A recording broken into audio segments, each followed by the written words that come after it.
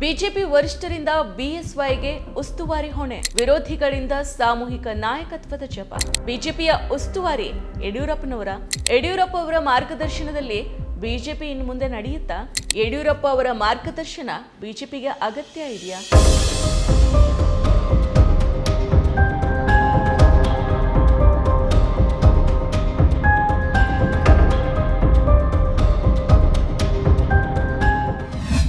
ನಮಸ್ಕಾರ.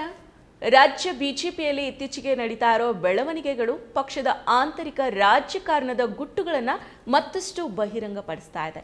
ಸದ್ಯ ಸಾಮೂಹಿಕ ನಾಯಕತ್ವದ ಜಪ ಹೌದು ಅಂದ್ರು, ನಿಜಕ್ಕೂ ಯಾರ ಕೈಗೆ ನಾಯಕತ್ವ ನೀಡಿದ್ರೆ ಉತ್ತಮ ಅನ್ನೋ ಪ್ರಶ್ನೆಗೆ ಹೈಕಮಾಂಡ್ ನಾಯಕರಲ್ಲಿ ಸ್ಪಷ್ಟ ಉತ್ತರನೇ ಇಲ್ಲ. ಹಲವು ವರ್ಷಗಳಿಂದ BS ಯಡಿಯೂರಪ್ಪನವರನ್ನ ಪ್ರಮುಖವಾಗಿ ನಂಬಿಕೊಂಡು ಬಂದಿದ್ದ ಕೇಂದ್ರ ಹಾಗೂ ರಾಜ್ಯದ ನಾಯಕರ ಒಳಜಗಳಗಳು ಹೆಚ್ಚಾಗಿರೋ ಕಾರಣ ತಾತ್ಕಾಲಿಕ ಶಮನಕ್ಕಾಗಿ ಮತ್ತೆ ಯಡಿಯೂರಪ್ಪನವರನ್ನೇ ಆಶ್ರಯಿಸಿದಂತಿದೆ. ಇದಕ್ಕೆ ಸಾಕ್ಷಿಯಾಗಿದ್ದು ಕೇಂದ್ರ ಗೃಹ ಸಚಿವ ಅಮಿತ್ ಶಾ ಇತ್ತೀಚೆಗೆ ಬೆಂಗಳೂರಿಗೆ ಆಗಮಿಸಿ ಯಡಿಯೂರಪ್ಪ ಅವರನ್ನ ಭೇಟಿಯಾಗಿರೋದು. ಈ ಭೇಟಿಯ ಹಿಂದೆ ಕೇವಲ ಶಿಷ್ಟಾಚಾರದ ನೆಪ ಇರಲಿಲ್ಲ, ಅದರ ಹಿಂದೆ ಪಕ್ಷದಲ್ಲಿ ನಡೀತಾ ಇರೋ ಹಲವು ಭಿನ್ನ ಚಟುವಟಿಕೆಗಳು ಕಾರಣ ಆಗಿದ್ವು. ಮತ್ತೆ ಮತ್ತೆ ಸವಿಯಬೇಕೆನಿಸುವ ಮೃದುವಾದ ನಂದಿನಿ ಪನ್ನೀರ್. ಯಡಿಯೂರಪ್ಪ ಅವರು 75 ದಾಟಿದ ನಂತರ ಆರೋಗ್ಯ ಸಮಸ್ಯೆಗಳನ್ನು ಎದುರಿಸ್ತಾ ಇರೋದು, ಜೊತೆಗೆ ಕುಟುಂಬ ರಾಜಕಾರಣ ಹಾಗೂ ಪೋಕ್ಸೋದಂತಹ ಆರೋಪಗಳು ಅವರನ್ನ ರಾಜಕಾರಣದಿಂದ ದೂರ ಉಳಿಯುವಂತೆ ಮಾಡಿದ್ರು. ತಳಮಟ್ಟದಲ್ಲಿ ಅವರು ಹೊಂದಿರೋ ರಾಜಕೀಯ ಪ್ರಭಾವ ಇನ್ನೂ ಕೂಡ ಕಡಿಮೆ ಆಗಿಲ್ಲ ಅಂತ ಹೇಳಲಾಗ್ತಾ ಇದೆ. ಈ ಕಾರಣಕ್ಕಾಗಿಯೇ ಅಮಿತ್ ಶಾ ಯಡಿಯೂರಪ್ಪ ಅವರ ಭೇಟಿ ಪರೋಕ್ಷವಾಗಿ ಅವರ ಮಾರ್ಗದರ್ಶನ ಪಕ್ಷಕ್ಕೆ ಅಗತ್ಯ ಇದೆ ಅನ್ನೋ ಸಂದೇಶವನ್ನ ನೀಡಿದೆ. ಇತ್ತ ಯಡಿಯೂರಪ್ಪನವರ ರಾಜಕೀಯ ವಾಪಸಾತಿ ಪಕ್ಷದೊಳಗಿನ ಕೆಲವರಿಗೆ ನುಂಗಲಾರದ ತುತ್ತಾಗಿ ಪರಿಣಮಿಸಿದೆ. BSY ಅವರನ್ನ ಮುಖ್ಯವಾಹಿನಿಯಲ್ಲಿ ನೋಡೋದಕ್ಕೆ ಕೆಲ ಬ್ರಾಹ್ಮಣ ಸಮುದಾಯ ನಾಯಕರಿಗೆ ಇಷ್ಟ ಇಲ್ಲ. ಕೇಂದ್ರ ಸಚಿವ ಪ್ರಹ್ಲಾದ್ ಜೋಶಿ, RSSನ BL ಸಂತೋಷ್, ಇನ್ನಿತರ ಬಿಜೆಪಿ ನಾಯಕರಾಗಿರೋ ಸುರೇಶ್ ಕುಮಾರ್, ವಿಶ್ವೇಶ್ವರ ಹೆಗಡೆ ಕಾಗೇರಿ ಅವರಿಗೆ BSY ಅವರನ್ನ ಮರಳಿ ರಾಜಕಾರಣಕ್ಕೆ ಬರೋದು ಅಥವಾ ಪಕ್ಷದ ಉಸ್ತುವಾರಿಯನ್ನು ಅವರ ಕೈಗೆ ಒಪ್ಪಿಸೋದು ಇಷ್ಟ ಇಲ್ಲ. ಅದನ್ನು ಅವರು ಖಂಡಿಸ್ತಾ ಇಲ್ಲ, ವಿರೋಧ ಕೂಡ ಮಾಡ್ತಾ ಇಲ್ಲ. ಬದಲಿಗೆ ಸಾಮೂಹಿಕ ನಾಯಕತ್ವದ ಹೇಳಿಕೆಗಳನ್ನು ನೀಡ್ತಾ ಇದ್ದಾರೆ. ಇನ್ನು ಬಿಜೆಪಿ ರಾಜ್ಯಾಧ್ಯಕ್ಷ ಸ್ಥಾನದಿಂದ ವಿಜೇಂದ್ರ ಅವರನ್ನ ಕೆಳಗಿಳಿಸಿ ಹೊಸ ನಾಯಕನನ್ನ ಆಯ್ಕೆ ಮಾಡೋದಕ್ಕೆ ಬಂಡಾಯ ಗುಂಪು ಹಲವು ತಿಂಗಳುಗಳಿಂದ ತಂತ್ರಗಾರಿಕೆಯನ್ನು ರೂಪಿಸ್ತಾ ಇದೆ. ಸದಾ ಯಡಿಯೂರಪ್ಪ ಹಾಗೂ ಅವರ ಕುಟುಂಬ ರಾಜಕಾರಣದ ವಿರುದ್ಧ ಬಹಿರಂಗವಾಗಿ ವಾಗ್ದಾಳಿಯನ್ನು ನಡೆಸ್ತಾ ಬಿಜೆಪಿಯಿಂದ ಉಚ್ಚಾಟನೆಗೊಂಡ ಬಸನಗೌಡ ಪಾಟೀಲ್ ಯತ್ನಾಳ್ ಹಾಗೂ ಅವರ ಪರವಾದ ಗುಂಪು ಯತ್ನಾಳ್ ಉಚ್ಚಾಟಿತರಾದ ನಂತರ ತಮ್ಮ ರಾಜಕೀಯ ಭವಿಷ್ಯವನ್ನ ಪುನಶ್ಚೇತನಗೊಳಿಸಿಕೊಳ್ಳೋದಕ್ಕೆ ಪ್ರಯತ್ನಿಸ್ತಾ ಇದೆ. ರಮೇಶ್ ಜಾರಕಿಹೊಳಿ, ಕುಮಾರ್ ಬಂಗಾರಪ್ಪ, GM ಸಿದ್ದೇಶ್ವರ್, ಹರೀಶ್, ಅರವಿಂದ್ ಲಿಂಬಾವಳಿ ಮುಂತಾದವರು ತಮ್ಮ ಅನುಕೂಲಕರ ನಾಯಕರನ್ನ ರಾಜ್ಯಾಧ್ಯಕ್ಷ ಸ್ಥಾನಕ್ಕೆ ತರೋದಕ್ಕೆ ಒತ್ತಾಯ ಮಾಡ್ತಾ ಇದ್ದಾರೆ. ಇವರ ತಂತ್ರದ ಹಿಂದೆ ಭಿನ್ನ ಜಾತಿಯ ಸಮೀಕ್ಷೆ, ಕ್ಷೇತ್ರ ಮಟ್ಟದ ಪ್ರಭಾವದ ಲೆಕ್ಕಾಚಾರಗಳಿದ್ದಾವೆ. ಇದೇ ವೇಳೆಯಲ್ಲಿ ಮಾಜಿ ಮುಖ್ಯಮಂತ್ರಿ DV ಸದಾನಂದ ಗೌಡ, ಮಾಜಿ ಉಪಮುಖ್ಯಮಂತ್ರಿ ಅಶ್ವಥ್ ನಾರಾಯಣ್, ಮಾಜಿ ಸಚಿವ CT ರವಿ ಮುಂತಾದವರ ಗುಂಪು ರಾಜಕೀಯವಾಗಿ ತೀವ್ರ ಚಟುವಟಿಕೆಯಲ್ಲಿ ತೊಡಗಿಲ್ಲದೆ ಇದ್ರೂ ಕೂಡ ಈ ಬೆಳವಣಿಗೆಗಳ ನಡುವೆ ತಾವು ಇದೀವಿ ಅನ್ನೋದನ್ನ ಮರೆತಿಲ್ಲ. ಇವರು ಯಾವ ಬಣದ ಜೊತೆಗೂ ಕೂಡ ಸ್ಪಷ್ಟವಾಗಿ ಗುರುತಿಸ್ಕೊಳ್ದೇ ಇದ್ರು ಆಯ್ಕೆಯ ಸಂದರ್ಭದಲ್ಲಿ RSS ನಾಯಕರ ನಿಲುವುಗಳನ್ನು ಬೆಂಬಲಿಸೋ ಸಾಧ್ಯತೆ ಹೆಚ್ಚಾಗಿನೇ ಇದೆ. ಈ ಮಧ್ಯೆ ಅಶೋಕ್ ದೆಹಲಿಗೆ ಭೇಟಿಯನ್ನ ನೀಡಿ ರಾಜ್ಯಾಧ್ಯಕ್ಷ JP ನಡ್ಡಾ ಅವರನ್ನ ಭೇಟಿ ಮಾಡಿರೋದು ಒಂದಿಷ್ಟು ಕುತೂಹಲವನ್ನ ಕೆರಳಿಸಿದೆ.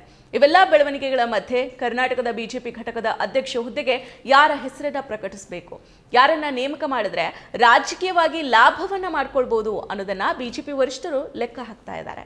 ಈ ನಡುವೆ ಅಧ್ಯಕ್ಷ ಹುದ್ದೆಗೆ ಉಡುಪಿ ಜಿಲ್ಲೆಯ ಪ್ರಖರ ಹಿಂದುತ್ವವಾದಿ ಶಾಸಕ V ಸುನೀಲ್ ಕುಮಾರ್ ಅವರ ಹೆಸರು ಮುನ್ನೆಲೆಗೆ ಬರ್ತಾ ಇದೆ. ಪಕ್ಷ ಯಾವುದೇ ಜವಾಬ್ದಾರಿ ಕೊಟ್ಟರು ಅದನ್ನು ನಿರ್ವಹಿಸೋದಕ್ಕೆ ನಾನು ಸಿದ್ಧ ಅಂತ ಸುನೀಲ್ ಕುಮಾರ್ ಕೂಡ ಹೇಳಿದ್ದಾರೆ. ಕೆಲವೇ ದಿನಗಳಲ್ಲಿ ರಾಜ್ಯಾಧ್ಯಕ್ಷರ ಹುದ್ದೆಗೆ ಹೆಸರು ಅಂತಿಮಗೊಳ್ಳಬಹುದು ಅನ್ನೋ ಸುದ್ದಿಯ ನಡುವೆ ಸುನೀಲ್ ಕುಮಾರ್ ಹೆಸರು ಚಲಾವಣೆಗೆ ಬಂದಿದ್ದು ಮತ್ತಷ್ಟು ಕುತೂಹಲಕ್ಕೆ ಕಾರಣ ಆಗಿದೆ. ಹಿಂದುಳಿದ ಬಿಲ್ಲವ ಸಮುದಾಯಕ್ಕೆ ಸೇರಿದ ಸುನೀಲ್ ಕುಮಾರ್ ಅವರಿಗೆ ಅಧ್ಯಕ್ಷ ಸ್ಥಾನವನ್ನ ಏನಾದರೂ ನೀಡಿದ್ರೆ ಎಷ್ಟು ಪ್ರಯೋಜನ ಆಗುತ್ತೆ ಅನ್ನೋದನ್ನ ರಾಷ್ಟ್ರೀಯ ನಾಯಕರು ತಾಳೆ ಹಾಕ್ತಾ ಇದ್ದಾರೆ. ಸುನೀಲ್ ಕುಮಾರ್ ಅವರಿಗೆ RSS ನಾಯಕರ ಬೆಂಬಲ ಇದೆ. ಇವರು ಯಾವ ಗುಂಪಿನಲ್ಲೂ ಕೂಡ ತಮ್ಮನ್ನ ಗುರುತಿಸಿಕೊಳ್ಳದೆ ಎಲ್ಲರ ಜೊತೆ ಒಂದಾಗಿ ಕೆಲಸವನ್ನ ಮಾಡ್ತಾ ಇದ್ದಾರೆ. ಸುನೀಲ್ ಅವರ ಕಟ್ಟ ಹಿಂದುತ್ವವಾದಿ ಭಾಷಣಗಳು ರಾಷ್ಟ್ರೀಯ ನಾಯಕರಿಗೆ ಹಿಡಿಸಬಹುದು. ನನಗೆ ಇಷ್ಟ ನಂದಿನಿ ತುಪ್ಪ. ಶುದ್ಧ ತುಪ್ಪ ಅಂದರೆ ನಂದಿನಿ. ಬಣ ರಾಜಕೀಯದಿಂದ ಬೇಸರಗೊಂಡಿದ್ದ ಸುನೀಲ್ ಕುಮಾರ್ ವೈಯಕ್ತಿಕ ಕಾರಣಗಳಿಂದ ಪಕ್ಷ ಚಟುವಟಿಕೆಗಳಿಂದ ದೂರ ಇರೋ ನಿರ್ಧಾರಕ್ಕೆ ಬರೋ ಮಾತನ್ನ ಆಡಿದ್ರು. ಆದರೆ ತಮ್ಮನ್ನ ಹೆಚ್ಚಾಗಿ ಬೆಂಬಲಿಸಿಕೊಂಡು ಬರ್ತಾ ಇರೋ ಲಿಂಗಾಯತ ಸಮುದಾಯದ ನಾಯಕರ ಹೊರತಾಗಿ ಬಿಜೆಪಿ ಬೇರೆ ಸಮುದಾಯಕ್ಕೆ ಮಣೆ ಹಾಕುತ್ತಾ ಅನ್ನೋದು ಪ್ರಶ್ನೆ ಆಗಿದೆ. BY ವಿಜಯೇಂದ್ರಗೆ ರಾಜ್ಯಾಧ್ಯಕ್ಷವನ್ನ ತಪ್ಪಿಸೋದಕ್ಕೆ ಬಿಜೆಪಿಯ ಭಿನ್ನ ಬಣದ ನಾಯಕರು ಕೊನೆ ಕ್ಷಣದಲ್ಲಿ ತಮಗೆ ಎಷ್ಟು ಬೇಕೋ ಅಷ್ಟು ಕೆಲಸವನ್ನ ಜೋರಾಗಿ ಮಾಡ್ತಾ ಇದ್ದಾರೆ. ವಿಜೇಂದ್ರ ಹೊರತಾಗಿ ಯಾರಿಗೆ ಅಧ್ಯಕ್ಷ ಹುದ್ದೆ ಕೊಟ್ಟರು ನಮ್ಮದೇನು ತಕರಾರಿಲ್ಲ ಅಂತ ಬಂಡಾಯ ಬಣದ ನಾಯಕರು ಹೇಳ್ತಾ ಇದ್ದಾರೆ. ಇದೆಲ್ಲದರ ನಡುವೆ ಅಮಿತ್ ಶಾ ಬೆಂಗಳೂರಿನಲ್ಲಿ ಇದ್ದಂತಹ ಸಂದರ್ಭದಲ್ಲೇ ಕೇಂದ್ರ ಸಚಿವ ವಿ ಸೋಮಣ್ಣ ಅವರು ಬಂಡಾಯ ಗುಂಪಿನ ನಾಯಕರನ್ನ ಭೇಟಿಯಾಗಿದ್ದಾರೆ. ಇದು ಮತ್ತೊಂದು ಚರ್ಚೆಗೆ ಗ್ರಾಸ ಆಗಿದೆ. ಅನಂತರ ತಾನು ವೈಯಕ್ತಿಕ ಕಾರಣಗಳಿಂದ ಭೇಟಿ ನೀಡಿರುವುದಾಗಿ ಹೇಳಿಕೆಯನ್ನು ನೀಡಿದ್ದಾರೆ. ಲಿಂಗಾಯತ ಸಮುದಾಯ ದಶಕಗಳಿಂದ ಬಿಜೆಪಿಯನ್ನ ಬೆಂಬಲಿಸಿಕೊಂಡು ಬಂದಿದೆ. ಇಂತಹ ಸಮಯದಲ್ಲಿ ವಿಜಯೇಂದ್ರ ಅಲ್ಲದೆ ಬೇರೊಬ್ಬರಿಗೆ ಅಧ್ಯಕ್ಷ ಸ್ಥಾನ ಕೊಡೋ ತೊಂದರೆಯನ್ನ ತೆಗೆದುಕೊಳ್ಳುತ್ತಾ? ಯಡಿಯೂರಪ್ಪನವರಷ್ಟು ವರ್ಚಸ್ಸು ವಿಜೇಂದ್ರಗಿಲ್ಲ. ಪಕ್ಷದ ಹಿರಿಯ ನಾಯಕರನ್ನ ಹಾಗೂ ಕಾರ್ಯಕರ್ತರನ್ನ ಅವರು ವಿಶ್ವಾಸಕ್ಕೆ ತೆಗೆದುಕೊಳ್ಳೋದಿಲ್ಲ. ಅಲ್ಲದೆ ಕಾಂಗ್ರೆಸ್ನೊಂದಿಗೆ ಹೊಂದಾಣಿಕೆ ಮಾಡಿಕೊಂಡು ರಾಜಕೀಯವನ್ನ ಮಾಡ್ತಾ ಇದ್ದಾರೆ. ಕಾರ್ಯಕರ್ತನಾಗಿ ದುಡಿದ ಅನುಭವ ಕಡಿಮೆ ಇದೆ ಅನ್ನೋದು ಇತರ ಬಣದ ಹಲವು ನಾಯಕರ ವಾದ ಆಗಿದೆ. ಜೊತೆಗೆ ವಿಜೇಂದ್ರ ಅವರಿಗೆ ಅಧ್ಯಕ್ಷ ಹುದ್ದೆಯನ್ನು ಏನಾದರೂ ಕೊಟ್ಟರೆ ಆಂತರಿಕ ಬಿಕ್ಕಟ್ಟು ಕಡಿಮೆ ಅನ್ನೋದಕ್ಕೆ ಏನು ಗ್ಯಾರಂಟಿ ಅನ್ನೋದು ಕೂಡ ಪ್ರಶ್ನೆ ಆಗಿದೆ.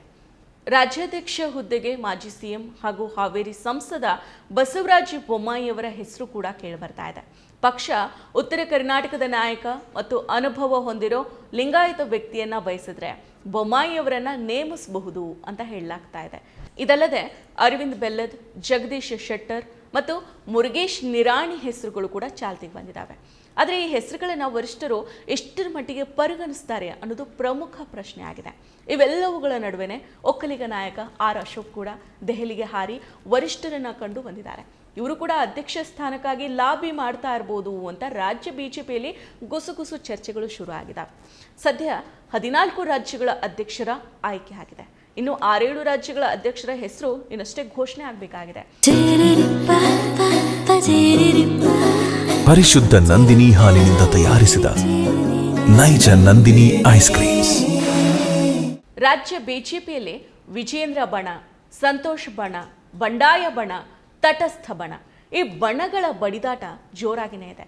ಇದರಿಂದ ಹೈರಾಣಾಗಿರೋ ಬಿಜೆಪಿ ವರಿಷ್ಠರು ಹಿರಿಯರಾದ ಯಡಿಯೂರಪ್ಪ ಅವರಿಗೆ ತಾತ್ಕಾಲಿಕ ಉಸ್ತುವಾರಿ ಹೊಣೆಯನ್ನ ಹೊರಿಸಿದ್ದಾರೆ.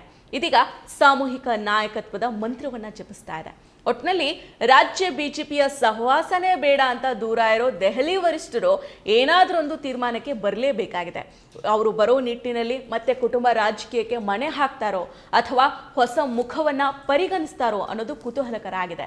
ಯಾರೇ ಅಧ್ಯಕ್ಷರಾದರೂ ಧರ್ಮ, ಕೋಮು ರಾಜಕಾರಣವನ್ನ ಬಿಟ್ಟು ಎಲ್ಲ ಸಮುದಾಯದವರ ಸಮಸ್ಯೆಗಳಿಗೆ ಸ್ಪಂದಿಸೋ ಸಮರ್ಥ ವಿರೋಧ ಪಕ್ಷವಾಗಿ ಕೆಲಸ ಮಾಡೋ ನಾಯಕರ ಅಗತ್ಯ ಇದೆ. ಆದರೆ ರಾಜ್ಯ ಬಿಜೆಪಿಯ ಬಣ ಬಡಿದಾಟ ಯಾವ ಹಂತ ಮುಟ್ಟುತ್ತೆ ಅನ್ನೋದು ಯಾರಿಗೂ ಗೊತ್ತು. ಮತ್ತಷ್ಟು ವಿಶೇಷ ವಿಡಿಯೋಗಳನ್ನು ನೋಡಲು ಮತ್ತು ಹೊಸ ವಿಡಿಯೋಗಳ ಬಗ್ಗೆ ತಿಳಿಯಲು ಈ ದಿನ .com ಯೂಟ್ಯೂಬ್ ಚಾನೆಲ್ ಸಬ್ಸ್ಕ್ರೈಬ್ ಮಾಡಿ ಮತ್ತು ಬೆಲ್ ಐಕಾನ್ ಕ್ಲಿಕ್ ಮಾಡಿ.